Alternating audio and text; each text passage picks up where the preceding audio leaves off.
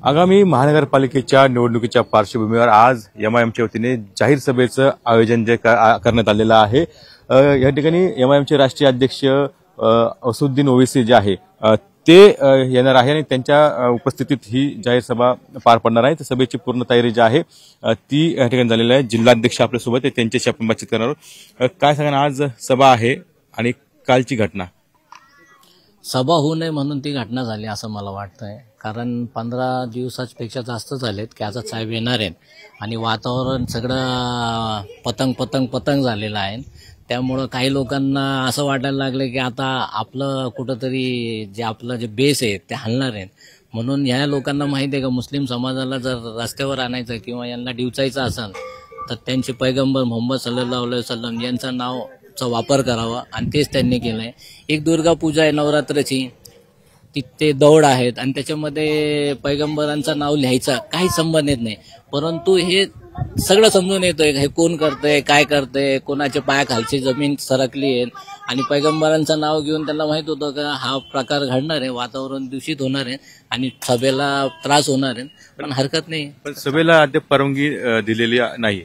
काल रात्री आम्ही आयजी साहेब अहमदनगरमध्ये आलेले आहेत। आयजी साहेबांसोबत एसपी साहेबांसोबत ॲडिशनल साहेब होते, डेप्युटी साहेब होते, त्यासोबत जे कॅम्प पोलीस स्टेशनचे अधिकारी ते पण होते।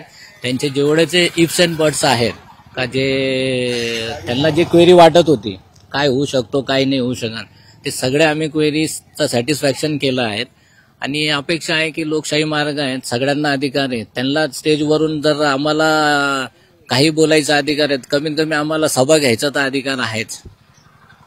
पालिकेच्या पार्श्वभूमीवर सभा होणार आहे, पालिकेच्या पार्श्वभूमीवर पण होणार आहेत आणि आमचे अहमदनगरचे जे 25 वर्षाचे जे नगरसेवक आहेत आणि त्यांच्यासोबत खालिदबाई, समीरबाई आणि हाजी साहेब यांचा जाहीर प्रवेश, त्यासोबत अजून काही लोकप्रतिनिधी आणि प्रतिष्ठित लोक एमआयएम मध्ये प्रवेश करणार आहेत।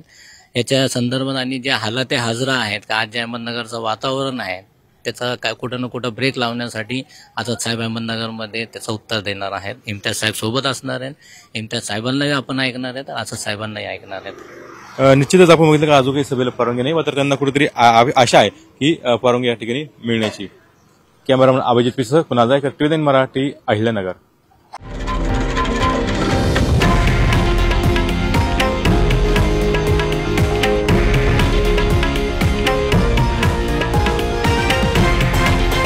हे आहे देशातील नंबर 1 न्यूज नेटवर्क आणि आपण पाहत आहात TV9 मराठी, एकमेव।